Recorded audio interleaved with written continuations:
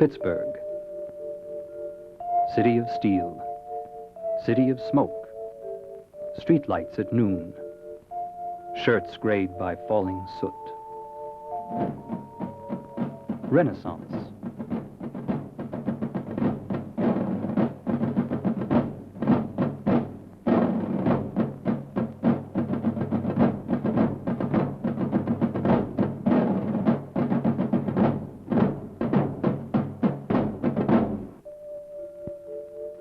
In the late 40s and early 50s, the cleanup dealt with smoke.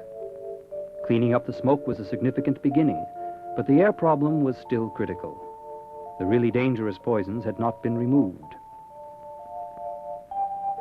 In 1969, a handful of people shared a strong feeling that they had a right to clean air.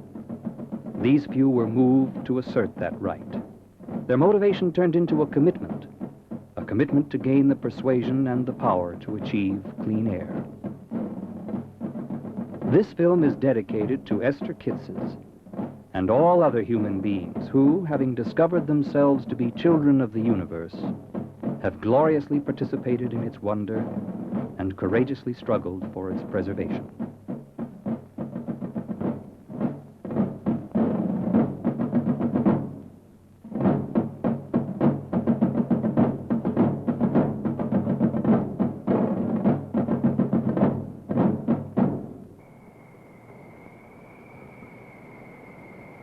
Who were the people who originated GASP? There were housewives, union people, and students. There were only 43 concerned people who really founded GASP, and out of these, probably only half were extremely active. A lot of these were university people, professional people of one type or another.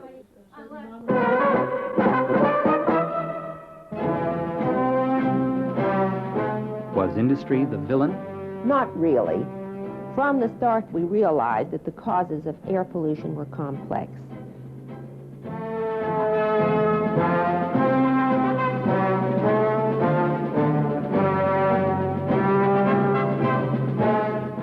The deep fundamental cause of pollution is the lifestyle of this country and the consumer mania that is a part of that lifestyle. It was beyond the scope of a group like GASP to deal with the roots of the problem. We decided on an aggressive campaign to force the industrial polluters to change. We focused on cleaning up air pollution. With that kind of a goal, we had some hope of achieving tangible results.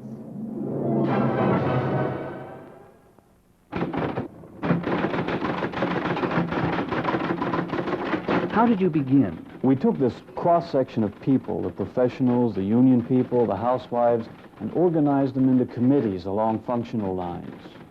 What did the committees do? The enforcement committee is in effect a complaint department for GASP. Every complaint that's received by GASP is ultimately sent to me, and the first thing I do is verify the complaint. I call the person who allegedly wrote the letter. I went through our files about a month ago and pulled out all the complaints on asphalt plants and called the people who complained and told them the plants were coming up for a hearing. They should try to organize the neighborhoods now, and they should come down and complain.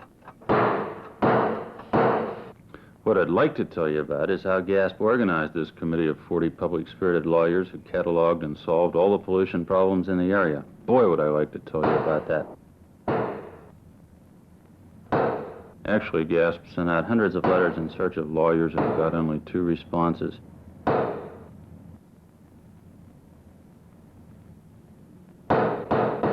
I was one of those 2, and my first job was to represent GASP at variance board hearings. I expect that it's asking for the impossible, but we urge Commissioners Stacy and Forrester to meet with the presidents of our 2 biggest steel companies and tell them to clean up or get out. Why was the committee system effective? We used the various inputs from our scientific committee, from the legal committee, from the technical committee, from the enforcement committee, to come across as very knowledgeable and very professional. We knew the facts and figures, we knew what constituted pollution, and we weren't fooled by industrial double talk. We also developed an ability to stay focused, to wait out delays, and to take legal action where it was appropriate.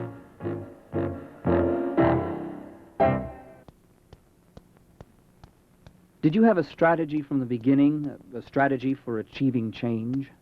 Some ideas we had gradually evolved into a game plan. We needed to convince the people that the air problem was critical, and at the same time convince the politicians that we spoke for the people. It was credibility on those two fronts that gave us leverage with industry. The game plan was to mobilize the people and the government behind us. That gave us clout with industry. How do you go about rallying the support of a powerful institution like the AMA? Unfortunately, the posture of the AMA, both at the national level and at the state level, has been an extremely conservative one. The best way to approach this is through your own county AMA, and hopefully you'll know a physician that's a member of this county that you can sit down and talk to, and they will be able to send a representative to the state.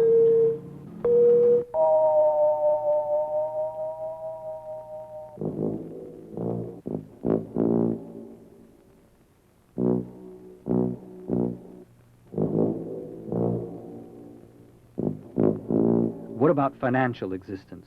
Do you survive on grants? We learned through a lot of trial and error that dues and grants wouldn't pay our overhead. Raising funds is an ongoing problem.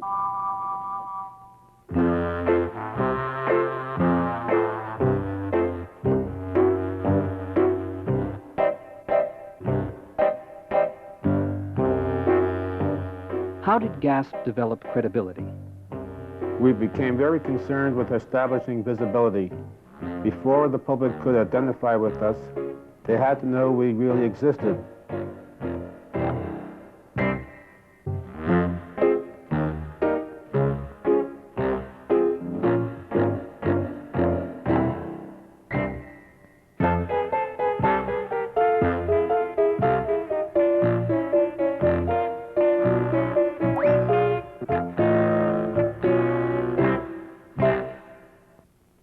Publicity. Getting in the news media is probably one of the biggest things for a citizen action group. If you aren't in the public eye, people somehow think you have faded into the background. Environmental groups come and go, a dime a dozen. Now we've lasted 3 years, and we feel that the most significant reason is that we are able to make the news when it is necessary. What was the major factor in gaining the attention of the media? A spokesman with impact.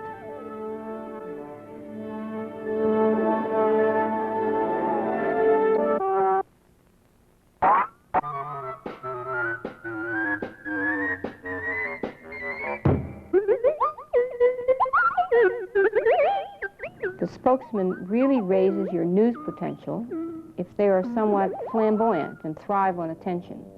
This individual also needs to be able to absorb and digest the information that the scientists, lawyers, and the technical people provide.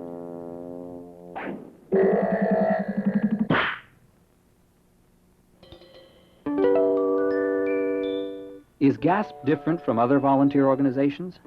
Yes, GASP is not a social club. We have a lot of work to do.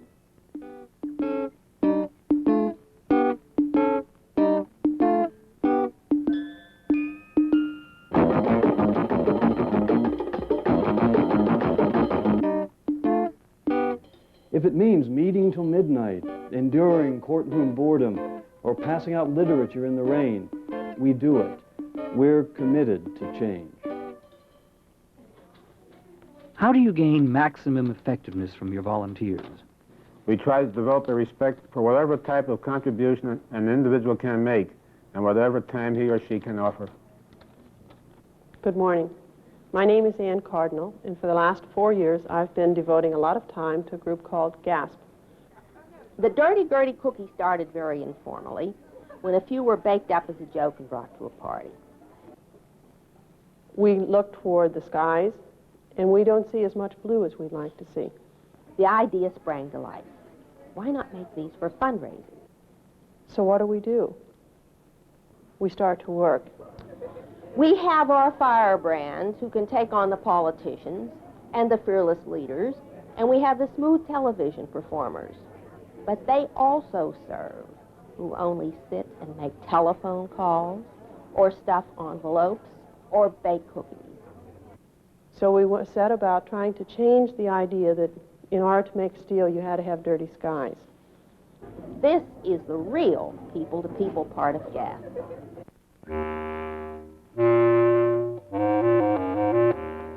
If someone told me I would be doing this, I would have said, no way.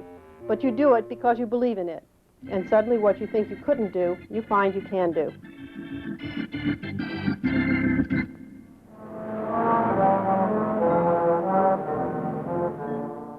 Describe a project that illustrates how you attack a pollution problem.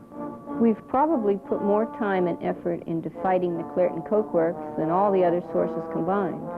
The Clairton Coke Works is the largest single source of pollution in Allegheny County. Even so, GASP had to focus the public's attention on the problem. We wrote a 60-page technical report to counter the claim that the cleanup technology just didn't exist, and to expose the real contents of the quench plumes that the company refers to as steam.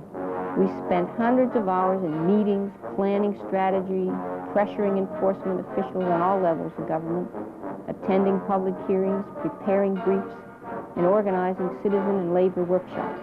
And what have been the results? Results? It seems that the major breakthroughs are always just beyond our grasp. Steel's promises, good intentions, signatures on consent decrees have resulted in very little except protracted court cases. And the pollution continues. As one of our members said, it takes perseverance, a strong commitment, and an ironclad rear end. So we keep working, and we'll fight for clean air until we have it.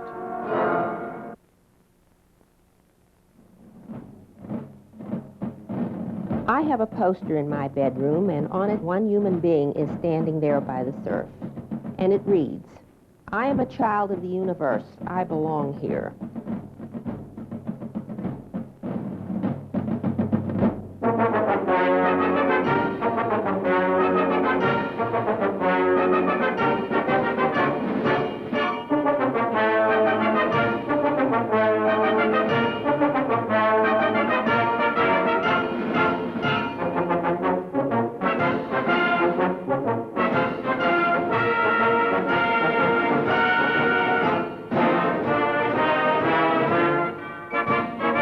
I am a child of the universe. I belong here. If you believe that, you can walk right up into the corridor of power on the 60th floor of the U.S. Steel building and say, "Look, this is my air. You don't own it because you sit in this oak-paneled office. It is my air, my daughter's air, my husband's air, my son's air, my offspring's air. You have absolutely no right to take it as your own."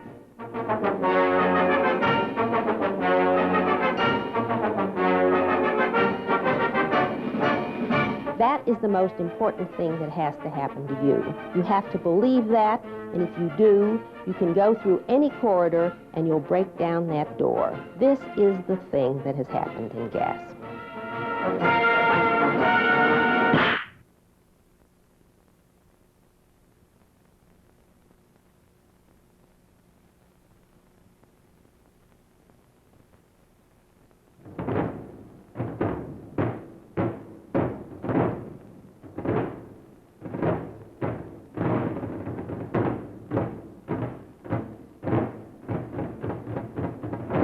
I'm a child of the universe. I belong here.